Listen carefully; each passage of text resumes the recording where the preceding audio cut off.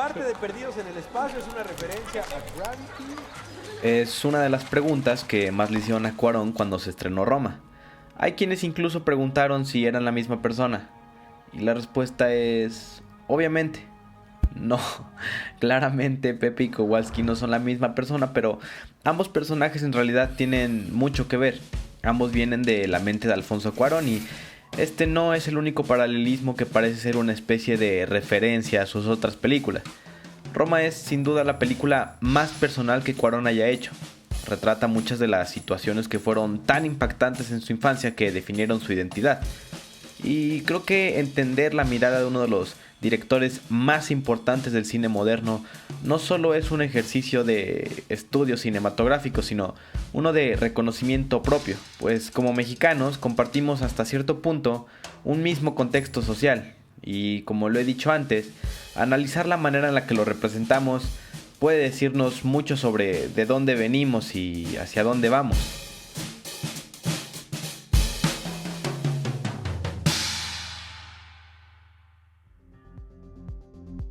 La filmografía de Alfonso Cuarón a simple vista puede generar muchas dudas. Y para mí tiene dos de las escenas que más emociones me haya transmitido cualquier película. Una de admiración y conmoción total y otra de completa frustración. Pero además el género y la escala de cada proyecto es increíblemente diverso. Y cuando ponemos a todas sus películas sobre la mesa, hay muchas cosas interesantes a notar. Por ejemplo, no sé qué me impresiona más, si el salto de su ópera prima a su segunda película, o que Warner Brothers le haya confiado una de las franquicias más importantes de todos los tiempos después de su última película. Pero la verdad es que su filmografía tiene muchísimo más en común de lo que parece en primera instancia. Por una parte, hay que decir que tiene un estilo bastante claro, fondos que cuentan una gran parte de su historia, referencias al arte clásico, el uso frecuente de música diegética, montón de simbolismos y, claro, los planos secuencia que construye con su eterno colaborador Emanuel Lubezki. Pero sus películas tienen mucho más en común que el aspecto técnico. A pesar de explorar épocas, culturas y personajes tan diversos, los temas que abordan de una manera u otra son siempre los mismos. ¿Qué podrían tener en común estas películas? Bueno, creo que no hay mejor manera de entender su trabajo que con Roma, porque aquí podemos encontrar de una manera muy clara algunos de los temas más frecuentes en sus películas: su admiración por la mujer, su decepción de los hombres, la tragedia familiar y las enormes brechas sociales.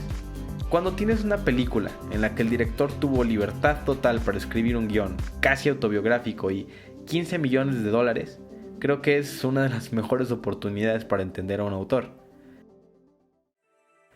Tienes 10 años, vives en una colonia de clase media alta del convulso México de los 70s, con un ambiente político realmente oscuro. La carrera espacial está en todo su esplendor y tu familia atraviesa uno de sus momentos más difíciles.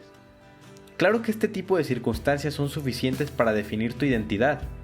En varias ocasiones, Cuarón ha hablado de lo impactante que el ambiente político y social en el que creció cambiaron profundamente la manera en la que veía el mundo. También ha expresado que ha encontrado situaciones muy similares a las que creció en diferentes culturas alrededor de todo el mundo. Cuando tienes esto en mente y miras nuevamente su filmografía, todo cobra sentido. Pero antes de pasar a explorar su obra, vamos a repasar rápidamente Roma. En la historia, Cleo y su mamá son abandonadas por sus respectivas parejas y se quedan solas. Vemos diferentes representaciones de una figura de macho que, más allá de ser villanos, son también víctimas de carencias y roles sociales a los que se tienen que conformar. Vemos diferentes personajes que, sin importar su nacionalidad, comparten anhelos y experiencias muy similares. Por supuesto, vemos muchísimos contrastes sociales y también vemos probablemente uno de los momentos más influyentes en la vida de Cuarón. Una vez que tenemos esto en mente, es inevitable encontrar los mismos temas y personajes en cada una de sus películas. Si nos vamos por orden, en su ópera prima nos encontramos con un Don Juan moderno, un yuppie que después de saltar entre cama y cama, una de sus parejas le hace creer que tiene VIH y decide que se suicidará metiendo la cabeza a un microondas. Quizás en retrospectiva haya que esforzarse un poco más para entender cuál era el punto de esta película, pero afortunadamente en una entrevista Carlos y Alfonso Cuarón describen el contexto histórico de la película: un México con poca información y una concepción machista del VIH y su propagación. En su segunda película nos encontramos con una niña que es dejada en un internado por su papá. La princesita cuestiona las reglas que hay en la institución, busca eliminar el rechazo de sus amigas por la niña que tienen como criada. Recibe noticias de que su padre murió y ya no podrá pagar su estancia en la escuela, así que tendrá que servirle a las demás para ganarse su lugar. En la tercera película, Cuarón adapta de una manera muy libre la novela de Charles Dickens. Cuenta la historia de Philip, un niño huérfano que vive con su hermana y su novio. Conoce a Estela, hija de una excéntrica señora que fue abandonada por su esposo, evento que dejó evidentes carencias afectivas en ambas. Para su cuarta película, Cuarón regresa a México y nos cuenta la historia de Tenoch Iturbide y Julio Zapata, dos amigos de diferentes clases sociales que se enamoran de la esposa española del primo Tenoch, Luisa Cortés. Le invitan a la playa y como Luisa se entera de que su novio le volvió a poner el cuerno, pues decide irse con ellos. Los dos amigos compiten por tener relaciones sexuales con ella, luego se confiesan mutuamente de haber tenido relaciones sexuales con la novia del otro, y después de una discusión, creo que Luisa explica perfectamente el punto central de la película. ¡Iros a tomar por culo a la mierda! ¡Vete a la verga! ¡Cámaras, gilipollas! Pensé que erais distintos, pero sois las mismas bestias. ¡Qué manifiesto ni qué charolastras de mierda! Si ni siquiera respetáis vuestros propios mandamientos. Como todos los tíos, marcando territorio y dándoos de hostias cuando lo único que os gustaría sería follar el uno con el otro. ¡Eso es lo que os gustaría! En efecto, Tenoch y Julio terminan dándose un beso de amor y nunca se volvieron a ver.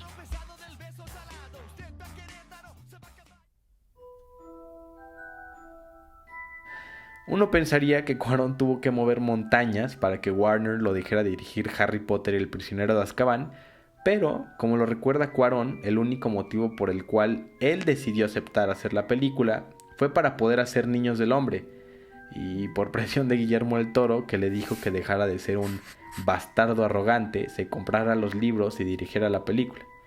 En fin, todos conocemos la historia de Harry Potter, pero es importante notar que la influencia estética de Cuarón y Lubezki no es la única presente en la película. Ahora que conocemos mejor las motivaciones de Cuarón, es seguro asumir que no es coincidencia que sea esta película la que aborda con más énfasis la tragedia familiar de Harry.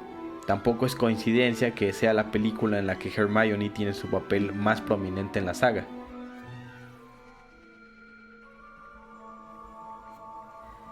Para Niños del Hombre, aunque el personaje principal es un hombre idealmente promedio, la historia gira alrededor de la primera mujer embarazada en años.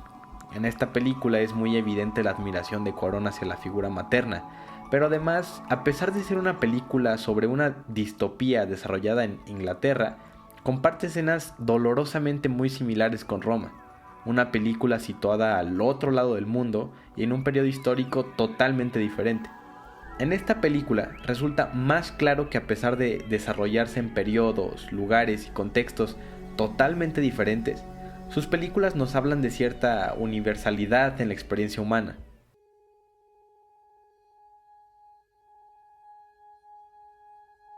Gravity es una película que me causa mucho conflicto.